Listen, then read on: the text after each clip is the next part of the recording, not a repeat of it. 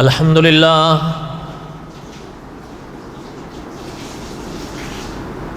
الحمد للہ نحمده ونستعینه ونستغفره ونؤمن به ونتوکل علیہ ونعوذ باللہ من شرور انفسنا ومن سیئات اعمالنا من يهده الله فلا مضل له ومن يضلله فلا هادي له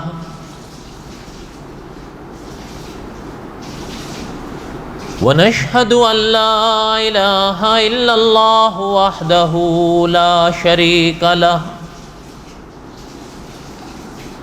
ونشهد أن سيدنا وسندنا ومولانا محمدا عبده ورسوله أما بعد أعوذ بالله من الشيطان الرجيم بسم الله الرحمن الرحيم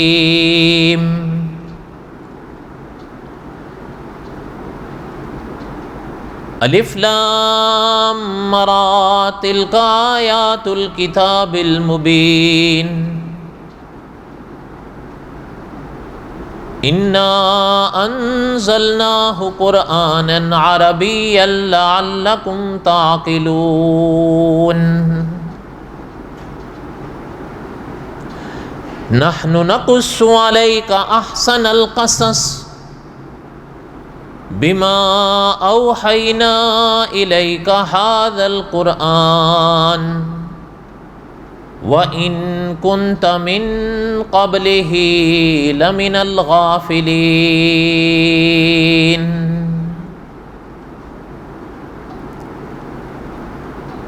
وقال اللہ تعالی فی مقام آخر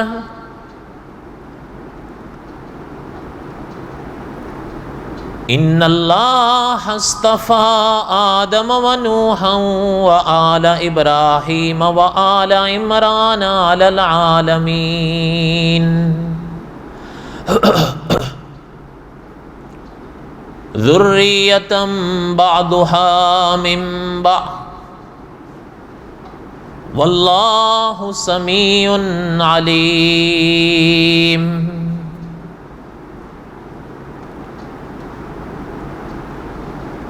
وقال اللہ تعالی فی مقام آخر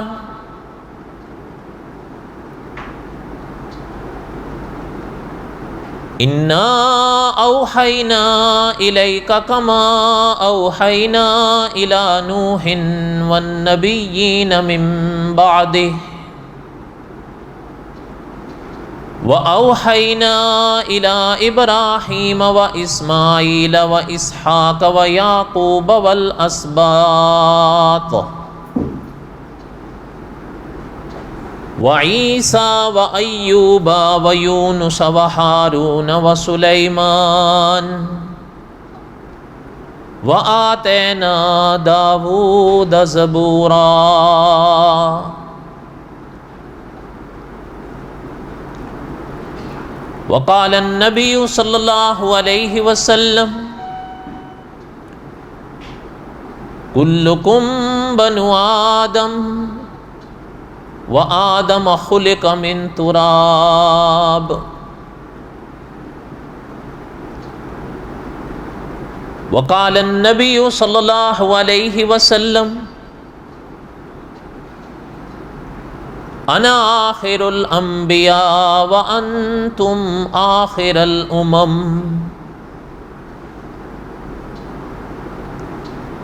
صدق اللہ العظیم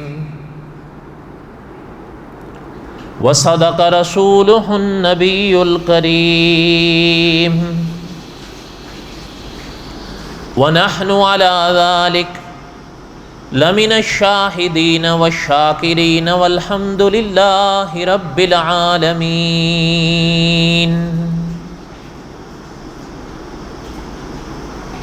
اللہم صل علی محمد وعلی آل محمد کما صلیت علی ابراہیم وعلی آل ابراہیم انک حمید مجید اللہم بارک علی محمد وعلی آل محمد کما بارکت علی ابراہیم وعلی آل ابراہیم انک حمید مجید یا ربی صلی وسلم دائما ابدا علی حبیبک خیر الخلق کلہم هو الحبیب الذی ترجا شفاعته لکل حول من الاحوال مقتحم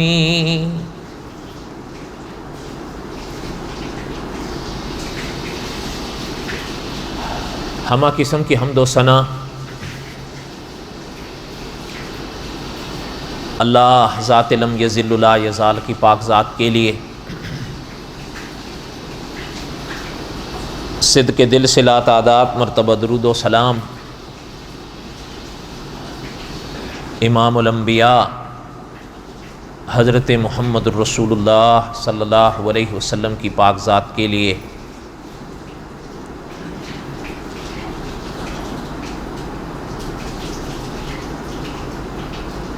قصص الانبیاء علیہم السلام اور حضرت موسیٰ علیہ السلام کے واقعات کو میں پڑھ رہا تھا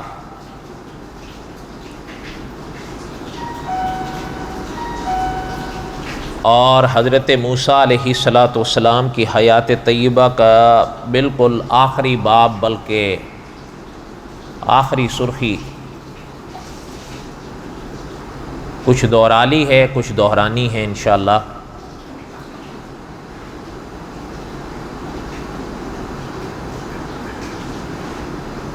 اور اللہ کو منظور ہوا تو ان قریب انشاءاللہ یہ پاک سلسلہ اپنی بساط تک مکمل ہوگا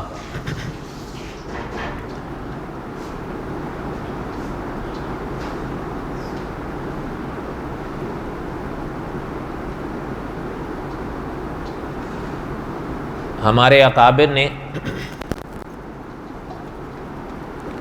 علماء حق نے یہ بات لکھی اور پڑھائی ہے کہ انسان کو اللہ تعالیٰ کے نیک بندوں کے واقعات پڑھتے رہنا چاہیے، سنتے رہنا چاہیے اور دہراتے رہنا چاہیے۔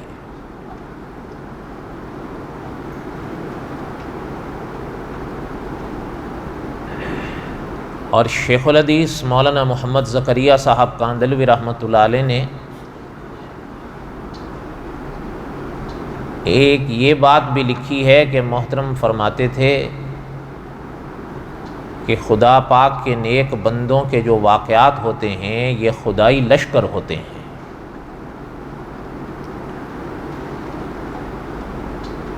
اور صاحب قصص الانبیاء نے بھی لکھا ہے کہ ظاہر بات ہے کہ حضرت موسیٰ علیہ السلام یا انبیاء علیہ السلام صدیاں ہو گئیں اس دنیا سے پردہ فرمائے، تو آخر اللہ تعالیٰ نے ان کے واقعات کو جو اپنے کلام میں بیان فرمایا تو پھر ان میں حکمتیں تو ہیں، سبق بھی ہیں۔ ہاں یہ اگلی بات ہے کہ میں اور آپ ان حکمتوں سے، ان اسباق سے کتنے یا کتنا فائدہ اٹھاتے ہیں۔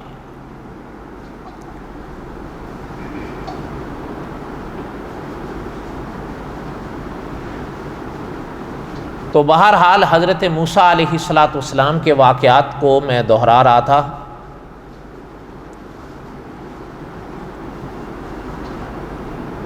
اور گزشتہ جمعہ میں یہاں تک پہنچا تھا کہ اللہ تعالیٰ کے فرشتے حضرت موسیٰ علیہ السلام کے پاس تشریف لائے اور آ کر محترم سے فرمایا کہ عجب ربکا، عجب ربکا،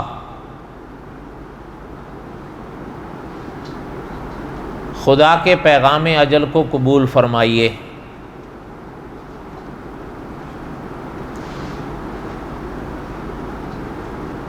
تو حضرت موسیٰ علیہ السلام نے جواب میں ان کو تھپڑ مارا،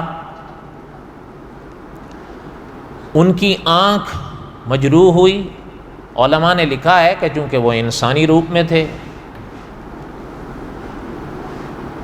اور جیسے ہی ان کو تھپڑ پڑا وہ معاً غائب ہو گئے، یعنی واپس چلے گئے۔ یہاں تک میں گزشتہ جمعہ پڑھ پایا تھا۔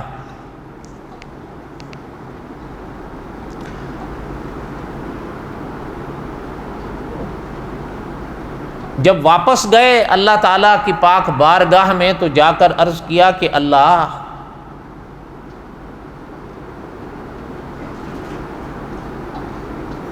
آپ نے مجھے اپنے ایک ایسے بندے کے پاس بھیجا ہے لا یرید الموت، وہ موت نہیں چاہتے۔ یہ کیا حال کر دیا۔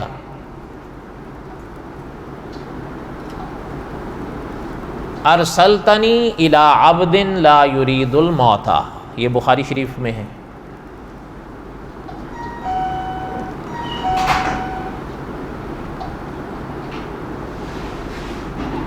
اچھا، بعض حضرات نے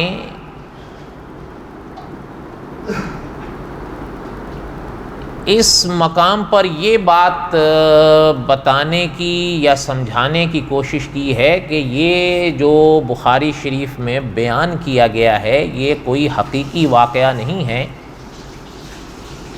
بلکہ وہ لکھتے ہیں کہ یہ ایک تصوری واقعہ ہے، خیالی واقعہ ہے، تمثیلی واقعہ ہے۔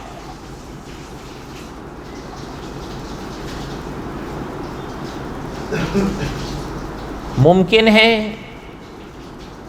ایسے حضرات کو یہ واقعہ عجیب لگا ہو۔ مولانا عبد الرحمن صاحب مظاہری رحمۃ اللہ علیہ نے لکھا ہے کہ جن صاحب نے یہ بات لکھی ہے ان کا احترام اپنی جگہ ہے، لیکن ان کے ان جملوں کے ساتھ ہم اتفاق نہیں کرتے۔ محترم نے لکھا ہے کہ محققین کا فیصلہ یہ ہے کہ یہ کوئی تمثیلی نہیں، حقیقی واقعہ ہے۔ اور آگے مولانا نے رحمۃ اللہ علیہ بڑے عجیب الفاظ لکھے، فرمایا کہ کسی واقعے کا عجب ہونا اس کی حقیقت سے انکار نہیں کراتا، ہاں دیکھنا یہ ہے کہ جو واقعہ بیان کیا جا رہا ہے اس واقعے کی سند کیسی ہے، جو بیان کر رہے ہیں وہ کیسے ہیں۔ اگر وہ مضبوط ہیں، سند صحیح ہے، تو پھر وہ جس روایت میں اگر کوئی ایسا واقعہ بیان کیا گیا جو ہمیں عجیب لگتا ہو تو فقط اس کی وجہ سے اس کو تمثیل کہہ دینا یا خیالی کہہ دینا یہ تو مناسب نہیں ہے۔ اور محترم نے لکھا ہے کہ انبیاء علیہم السلام کی پاک زندگیوں میں صرف یہ واقعہ تو عجیب نہیں، ان کی حیات طیبات میں بڑے عجیب و غریب واقعات ہوئے ہیں جو مجھے اور آپ کو حیرانگی میں ڈال دیتے ہیں۔ لیکن ظاہر بات ہے کہ جو ان کے مقامات تھے وہ ان کے تھے، اور یہ واقعہ تو بخاری شریف میں ہے نا۔ اچھا، اب کئی لوگوں کو کچھ باتیں انبیاء علیہم السلام کی پاک زندگیوں میں عجیب لگا، انہوں نے ان کا انکار کر دیا، اور پھر جب ایک کا انکار کیا تو مناظر ختم نبوت رحمۃ اللہ علیہ فرمایا کرتے تھے جب ایک کا انکار کیا تو باقی کا انکار کرنا پڑا، اس لیے کہ جب ایک واقعہ مجھے اور آپ کو عجیب لگے اور اللہ نہ کرے اگر میں اور آپ اس کا انکار کر دیں تو پھر ایک پھر کیسے تان ٹوٹے گی، پھر تو بڑھتے چلے جائیں گے۔ اب مثلاً کہ انہی واقعات میں سے مثال کے طور پہ لے لیں کہ کچھ لوگوں کو حضرت صالح علیہ السلام کی جو اونٹنی کا واقعہ کلام پاک میں ہے وہ محترم کا معجزہ تھا، انہوں نے انکار ہو ہی نہیں سکتا، یہ عقلاً محال ہے، یہ ہم نے آج تک نہیں دیکھا کہ کسی اونٹنی کا جنم پتھر سے ہو۔ وہ کیا اونٹنی سے جنم لیتی ہے، پتھر سے کہاں سے لیتی ہے؟ اس لیے یہ بات نہیں، اس کا معنی کچھ اور تھا۔ اچھا اب یہاں سے جب ہوا، اب آگے جب سلسلے چلنے لگے، حضرت ابراہیم علیہ السلام کی پاک زندگی میں آگ کا واقعہ پیش آیا تھا، وہ کلام پاک میں ہے، سورۃ انبیاء میں، وہ انکار کر دیا کہ عقلاً ناممکن ہے، کیونکہ ان کو عجیب لگ رہا تھا کہ یہ کیسے ہو سکتا ہے کہ جیگتا جاگتا انسان بھڑکتی آگ میں جائے اور ایک بال بھی ان کا متاثر نہ ہو اور وہ خیر و سلامتی کے ساتھ باہر آ جائیں۔ کہا یہ عقل میں آ ہی نہیں سکتی بات۔ اچھا انہوں نے پھر اس واقعے کو گھمایا۔ اچھا اسی طرح پھر آگے چلتے رہے تو خیر میرے یہ لمبے قصے ہیں، کہنے کا مقصد یہ ہے کہ جہاں جہاں انبیاء علیہ السلام کے معجزات پھر آئے، جب ان کو عجیب لگ رہے تھے انہوں نے انکار کرتے چلے گئے، انہوں نے کہا یہ ہو نہیں سکتا، یہ تو عقلاً ناممکن ہے۔ اب دیکھیں آخری تان توڑیں، سرور کونین صلی اللہ علیہ وسلم کے معجزات ہیں۔ علماء نے لکھا ہے کہ آپ صلی اللہ علیہ وسلم کے معجزات میں 5 معجزات حضور کے بڑے ہیں، باقی ان کے بعد ہیں۔ ان میں معراج آپ صلی اللہ علیہ وسلم کا بڑا معجزہ ہے۔ اس کا انکار کر دیا، کہا نہیں یہ ہو نہیں سکتا، عقلاً ناممکن ہے کہ ایک وجود جو ہے وہ جیتی جاگتی حالت میں اوپر جائیں، اوپر بھی 7 آسمانوں سے اوپر، عقل۔ اچھا تو پھر اب ان سے سوال ہوا کہ پھر یہ کیا تھا؟ کہیں خواب تھا، یہ تو حضور کو خواب آیا۔ اچھا اب آپ سوچ سکتے ہیں کہ خواب میں تو پھر یہ ناممکن نہیں رہتی نا بات ان کے لیے، کیونکہ خواب میں تو انسان کیا کچھ دیکھ لے، خواب کے حوالے سے کوئی انسان کیا کچھ بیان کر دے، کوئی بھی نہ حیران ہوتا ہے نہ پریشان ہوتا ہے۔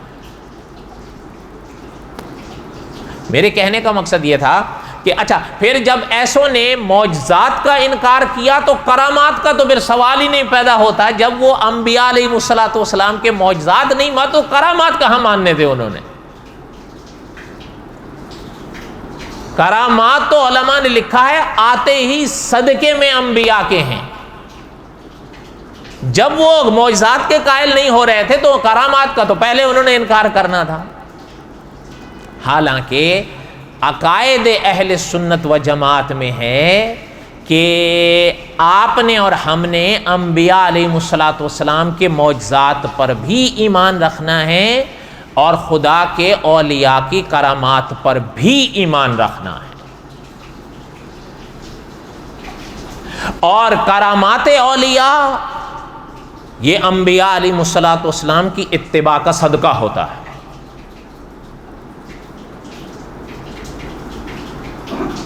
تو بہرحال میرے کہنے کا مقصد یہ تھا کہ کچھ لوگوں نے اس واقعے کو جو حضرت موسیٰ علیہ السلام کی پاک زندگی میں انہوں نے اس کو تفصیل، ہمارے اکابر نے لکھا کہ جن صاحب نے یہ لکھا ان کا احترام اپنی جگہ، لیکن اس حقیقی واقعے کو تمثیلی واقعہ کہنا یہ صحیح نہیں۔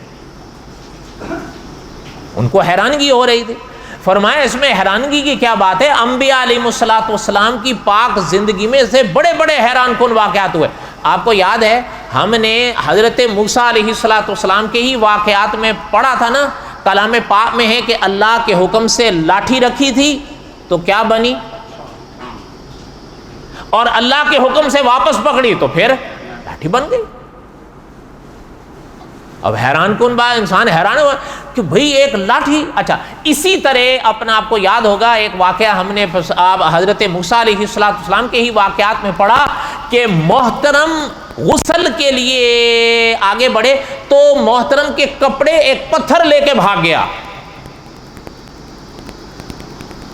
اور حضرت موسیٰ علیہ السلام اس کے پیچھے پیچھے بھاگے اور خود فرما رہے ہیں وہ پتھر میرے کپڑے، حالانکہ یہ واقعہ سرور کونین صلی اللہ علیہ وسلم نے بیان فرمایا ہے۔ تو مولانا عبد الرحمن صاحب رحمۃ اللہ نے لکھا ہے کہ بہت ساری مثالیں ہیں انبیاء علیہ السلام کی پاک زندگی میں عجیب واقعات ہونے کے۔ اس کا معنی یہ نہیں ہوتا کہ ہمیں جو واقعہ عجیب لگے اس کا انکار کرنے لگیں یا اس کی تعویل کرنے لگیں۔ ہاں حضرت نے فرمایا دیکھا یہ جائے گا کہ وہ واقعہ صحیح سند کے ساتھ یعنی صحیح ثبوت کے ساتھ ثابت ہے یا نہیں۔ جب صحیح ثبوت کے ساتھ ثابت ہوگا تو پھر اہلاً صح۔ یہ ہے سارا خلاصہ اس بات سمجھ آئی آپ لوگوں کو؟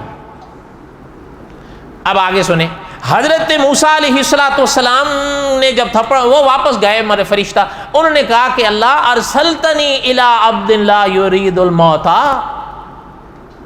اچھا یہ بھی یاد رہے کہ مولانا عبد الرحمن صاحب مظاہری رحمۃ اللہ نے خوب لکھا ہے کہ فرشتے نے اپنے گمان تک صحیح کہہ دی تھی یہ بات کہ آپ نے اپنے ایسے بندے کے پاس ہمیں بھیجا جو موت نہیں چاہتے۔ حضرت نے لکھا ہے کہ انہوں نے اپنے گمان سے یہ بات کہہ دی، ورنہ بات یہ تھی کہ حضرت موسیٰ علیہ السلام کے پاس جب یہ آئے اور آتے ہی کہنے لگے کہ عجب ربکا، حضرت موسیٰ علیہ السلام کے سامنے تو یہ انسانی روپ میں تھے، اور اس کے حوالے سے میں گزشتہ جمعہ عرض کر دیا تھا کہ حضرت موسیٰ علیہ السلام نے ان کو پہچانا نہیں تھا، اور یہ کوئی ضروری نہیں ہوتا کہ یکدم جب کوئی فرشتہ انسانی روپ میں انبیاء علیہ السلام کے پاس آئے تو وہ ضرور پہچان لیں، بعد میں پتہ چلے۔ اور ایسا ہوا، اور اس کی مثالیں میں نے پہلے پڑھی اور کچھ میں نے اشارے گزشتہ جمعہ کر دی۔ کہنے کا مقصد یہ تھا کہ مولانا عبد الرحمن صاحب رحمۃ اللہ علیہ نے لکھا ہے کہ محترم نے یہ بات خود ہی اپنے اندازے سے اپنے گمان سے فرما دی کہ ارسلتنی الی عبد لا یرید الموت۔ لیکن اللہ ذوالجلال والاکرام کی پاک بارگاہ تو پھر اللہ ذوالجلال والاکرام کی ہے نا۔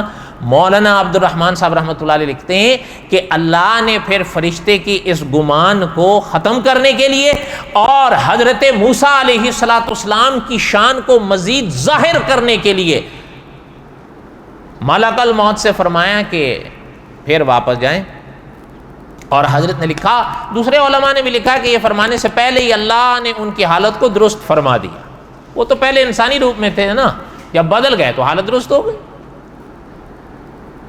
اب اللہ نے فرمایا کہ اب پھر جائیں ان کے پاس اور ان سے کہیں کہ اللہ یہ فرماتے ہیں۔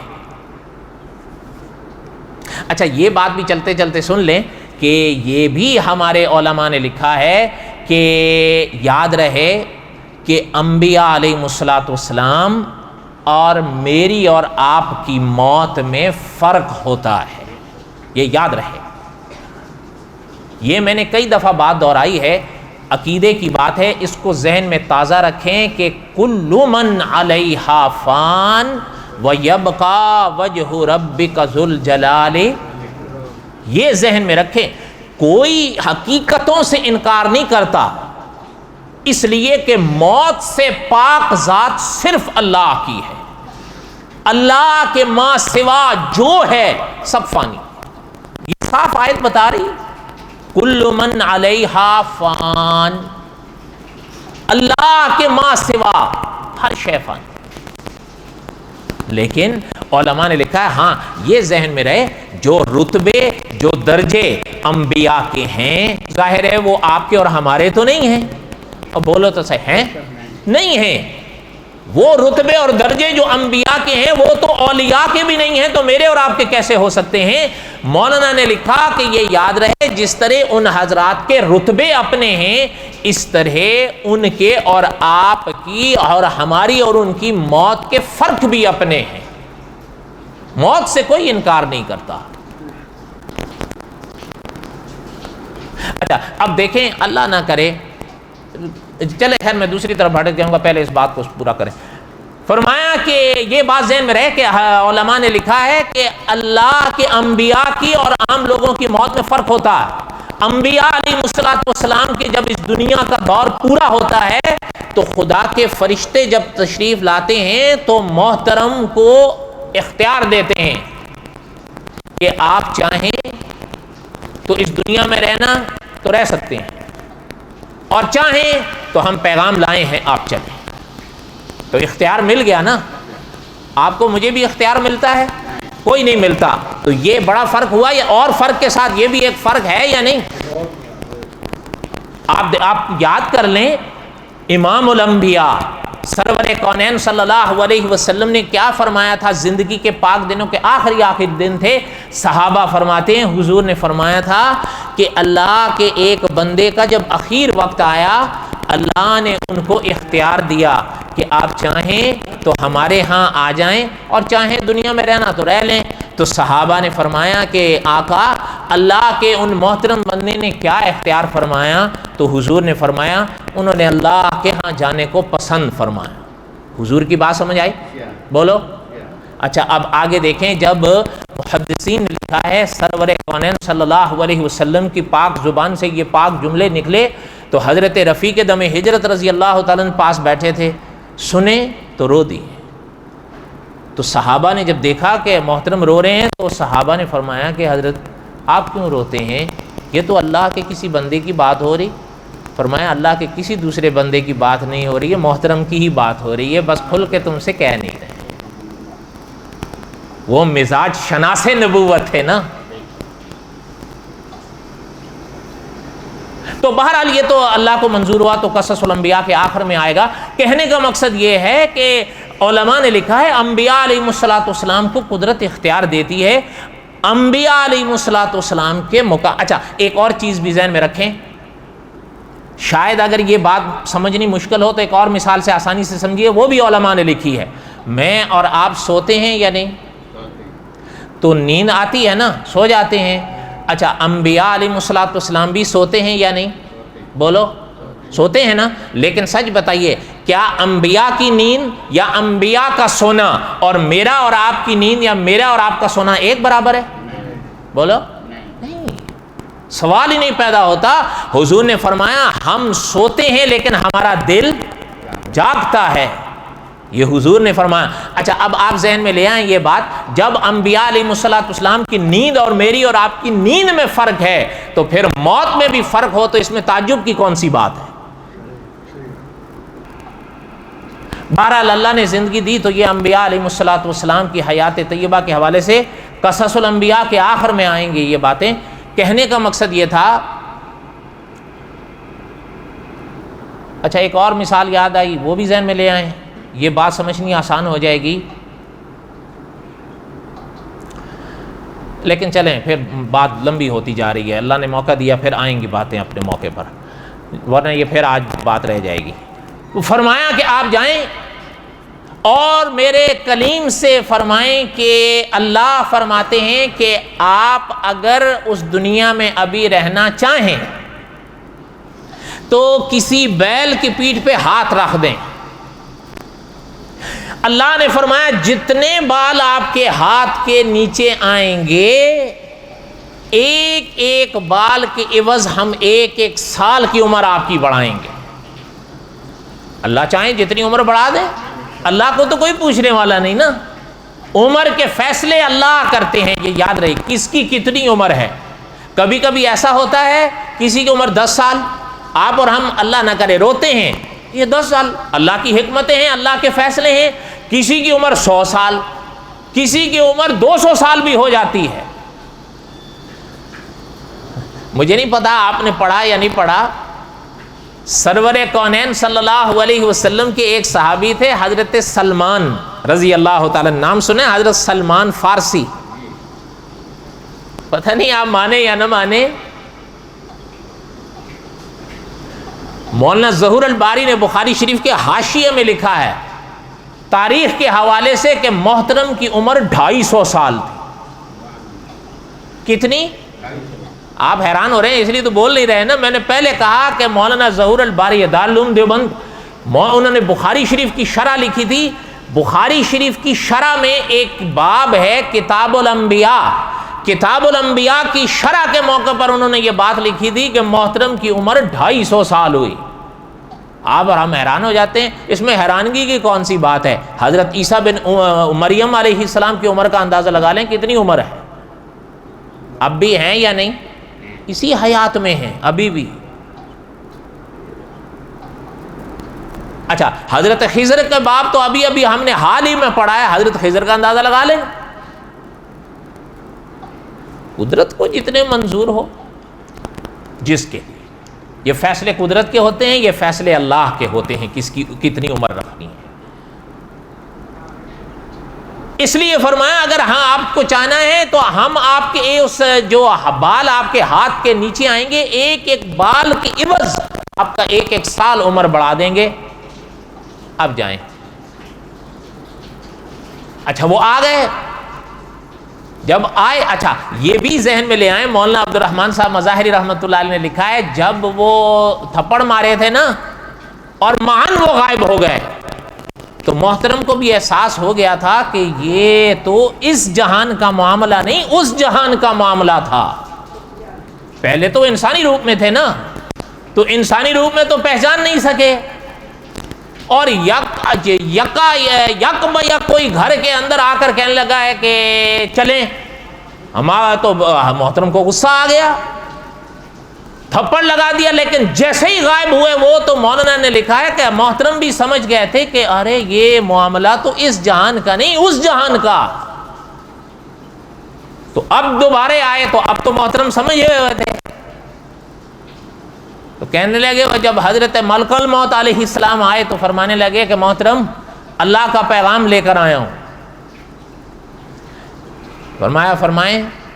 اچھا مولانا عبد الرحمن صاحب رحمۃ اللہ نے لکھا ہے اس بار چونکہ وہ محترم سمجھ گئے تھے نا, تو اس بار جواب کا انداز, بات کا انداز بھی حضرت کلیم کا بدلا ہوا تھا. فرمائیں کہنے لگے کہ بات یہ ہے کہ اللہ فرما رہے ہیں کہ آپ کا وقت ہے, لیکن ساتھ ہی اللہ آپ کو اختیار دے رہے ہیں کہ اگر آپ کو اس دنیا میں رہنا ہے ابھی تو آپ رہ سکتے ہیں. اور یہ بھی اللہ نے فرمایا ہے کہ کسی بیل کے پیٹھ پہ آپ اپنا ہاتھ رکھ دیں, جتنے بال آپ کے ہاتھ کے نیچے آئیں گے تو ایک ایک بال کے عوض اللہ آپ کے ایک ایک سال کی عمر بڑھائیں گے. مولانا عبد الرحمن صاحب رحمۃ اللہ علیہ لکھتے ہیں, محدثین نے لکھا ہے کہ حضرت کلیم نے جب یہ بات سنی تو حضرت کلیم علیہ السلام نے فرمایا کہ اس کے بعد کیا ہوگا. حضرت ملک الموت علیہ السلام نے فرمایا محترم اس کے بعد پھر موت آئے. اگر میرے ساتھ کہہ دیں اس کے بعد وَيَبْقَى وَجْهُ رَبِّكَ ذُو الْجَلَالِ وَالْإِكْرَامِ ہے نا, بقا تو صرف اللہ کی ذات کو ہے. فرمایا آپ جتنے برس آپ کے ہاتھ کے نیچے ایک ایک بال کے عوض ایک ایک سال بڑھے گا, لیکن اس کا معنی یہ نہیں ہے کہ آپ پھر موت کے پردے سے بچ جائیں گے. موت کا پردہ آپ پر پھر بھی آئے گا.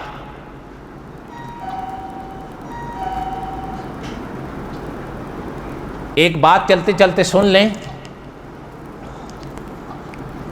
میری باتیں ختم ہوتی نہیں لیکن مجھے ایک بات یاد آئی, سن لیں, سبق ہے اس میں.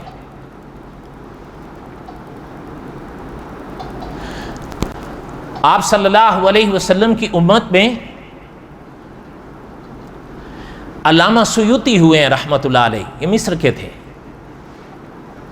اور یہ مجدد تھے اپنے وقت کے. آپ صلی اللہ علیہ وسلم کی پاک حیات اور اس دنیا سے پردہ فرمانے کے بعد دنیا میں کوئی نبی تو پھر پیدا نہیں ہوں گے, یہ اللہ کا قانون اور اللہ کا فیصلہ ہے. حضور پر نبوت کے پاک سلسلے ختم ہو, لیکن حضور کی امت میں مجدد آئے. یہ پیش گوئی حضور ہی نے فرمائی تھی. علماء نے لکھا ہے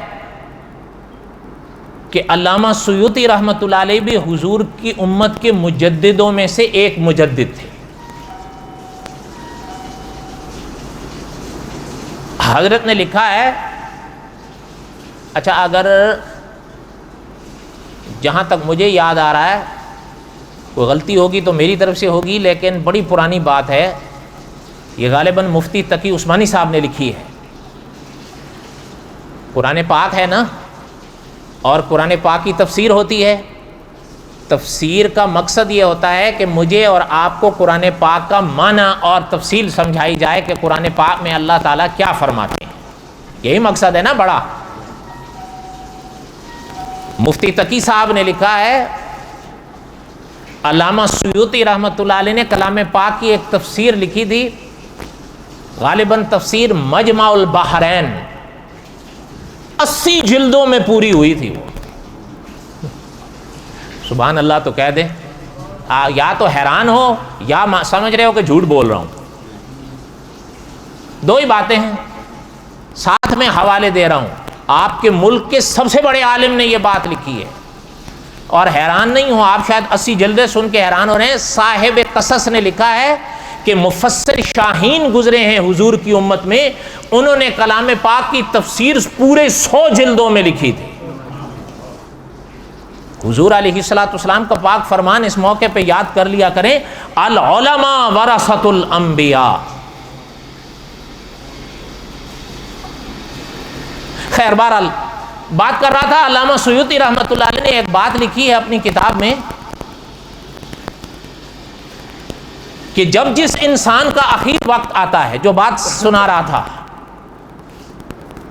وہ الفاظ دور یاد کر لیں ذہن میں، کہ محترم نے فرمایا کہ اگر آپ کی سالوں زندگی بھی بڑھ جائے پھر بھی آخر، علامہ سیوطی رحمۃ اللہ علیہ نے فرمایا اس کو سننا. حضرت نے لکھا ہے، کوئی مانے نہ مانے، ہم کسی کو منوانے پر نہیں بتا سکتے ہیں. محترم نے لکھا ہے کہ جب انسان کا اخیر وقت آتا ہے، اس انسان کے گھر میں اس کے پاس 4 فرشتے آتے ہیں. پہلے کتنے آتے ہیں؟ اگر آپ لوگ تھوڑا آگے آگے آ جائیں تو یہ جگہ بھی خالی ہے اور وہ سارے وہیں جم رہے ہیں. آپ یہاں نماز پڑھ کے ادھر سے نکل جائیں گے، کوئی مسئلہ تو ہے نہیں. آگے آ جائیں.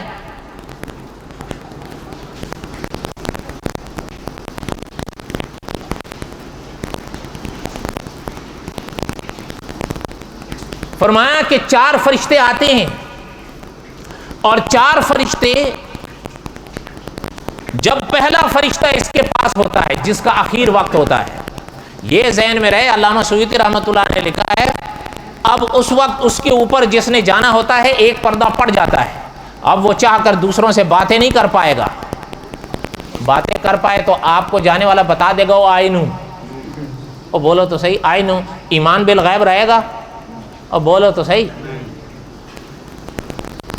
علامہ سیوطی رحمۃ اللہ نے لکھا ہے جب وہ پاس آتا ہے، پتہ ہے آپ شاید حیران ہو، محترم نے لکھا ہے کہ پہلا فرشتہ آ کر اس سے بات کر کے کہتا ہے کہ اللہ کے بندے، ہم آپ اللہ کی طرف سے آپ کے رزق پر آپ کے لیے مقرر تھے، لیکن پورب سے پچھم تک ہم نے دیکھا قدرت نے رزق کے خزانے بھر رکھے ہیں، لیکن تیرے نام کا اب ایک دانہ بھی نہیں رہا. سن رہے ہو؟ فرمایا جب ان کے یہ الفاظ پورے ہو جاتے ہیں تو دوسرا قریب ہوتا ہے. وہ فرماتے ہیں کہ بھائی اللہ کے بندے، قدرت نے ہمیں تیرے لیے تیرے پانی پر مقرر کیا تھا، لیکن پورب سے پچھم تک ہم نے دیکھا قدرت نے پانی کے انبار بھر رکھے ہیں، لیکن تیرے نام کا اب ایک قطرہ بھی باقی نہیں رہا. مناظر اسلام مولانا امین اکاڑوی رحمۃ اللہ علیہ اس موقع پر فرمایا کرتے تھے کہ آپ نے دیکھا ہو، مجھے نہیں پتا آپ کو تجربہ ہوا کہ نہیں، اب دور بدل گیا نا. پہلے دور میں آپ دیکھیں کبھی یہ وقت ہوتا تھا آخر میں کہ جانے والے کے منہ میں گھر والے پانی ڈالتے تو پانی باہر پھینک دیتا تھا. محترم نے فرمایا تھا وہ یہی بات ہوتی تھی کہ تب وہ فرشتہ یہ الفاظ کہہ چکا ہوتا تھا، تب لاکھ بھی کرو پھر پانی کا قطرہ اس کے حلق سے نیچے نہیں جا سکتا.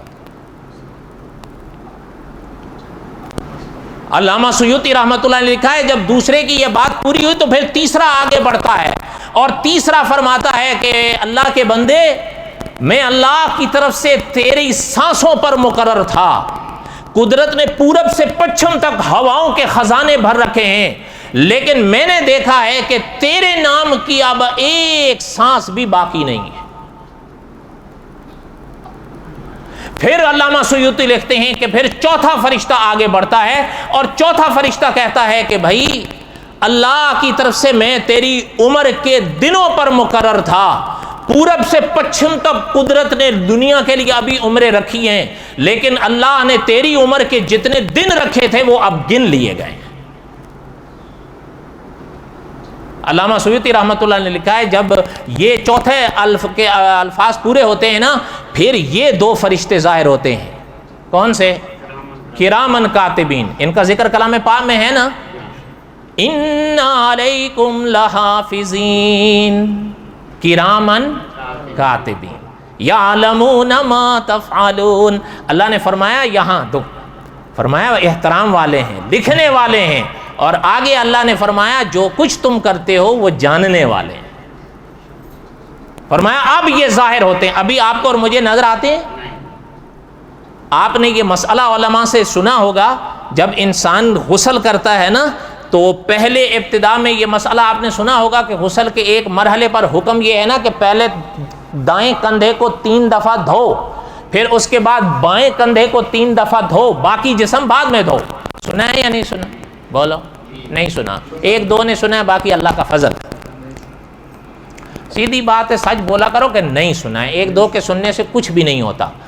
یہ مسئلہ ہے، باقی جسم دھونے سے پہلے یہ پہلے اس کو 3 دفعہ، کیونکہ دایاں مقدم ہوتا ہے نا عزت والے مسئلے میں، اور پھر بایاں۔ تو علماء نے لکھا ہے اس میں حکمت ہی یہی ہے کہ باقی جسم دھونے سے پہلے ان جگہوں پہ جو فرشتے بیٹھتے ہیں ان کی جگہوں کو پہلے صاف اور پاک کرو۔ وہ ان جگہوں پر جب انسان پر غسل آتا ہے وہ اٹھ جاتے ہیں، وہ ان پہ نہیں بیٹھتے جب تک یہ پاک نہ ہو۔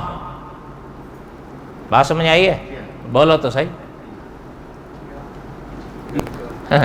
پتہ نہیں آئی ہے کہ نہیں آئی ہے، اللہ کرے آ جائے۔ اب فرمایا کہ وہ جو فرشتے ہیں اب یہ 2 ظاہر ہوتے ہیں، اور یہ ظاہر ہو کر اس کو کہتے ہیں کہ یہ تیرا نامہ اعمال ہے جو ہم قدرت کے حکم سے تیرا لکھ رہے تھے۔ یہ اب علامہ سیوطی لکھتے ہیں وہ فرشتے اس کو جب نامہ اعمال دکھاتے ہیں، اب یہ جب نامہ اعمال دیکھتا ہے تو رو پڑتا ہے، کبھی دائیں دیکھتا ہے کبھی بائیں دیکھتا ہے، لیکن اب کچھ بھی نہ کہہ سکتا ہے نہ کر سکتا ہے۔ فعلامہ سیوطی رحمۃ اللہ نے لکھا ہے یہ مرحلے طے ہونے کے بعد پھر ملک الموت اس کی روح کو قبض کرتا ہے۔ سمجھ آئی بات؟ یہ دیکھو میرا مقصد آپ کو فقط کوئی ڈرانا گھبرانا نہیں، لیکن میں خود بھی کہتا ہوں اور آپ کو بھی کہتا ہوں دنیا کے حوالے سے جتنی محنت آپ کر سکتے ہو جائز کرو، کوئی آپ کو منع نہیں کرتا، لیکن میں اور آپ ہمیشہ آخری دن کو اور آخرت کے دن کو اپنے پیش نظر رکھیں۔ بقایا انشاءاللہ آئندہ۔ وما علینا الا البلاغ المبین سنتیں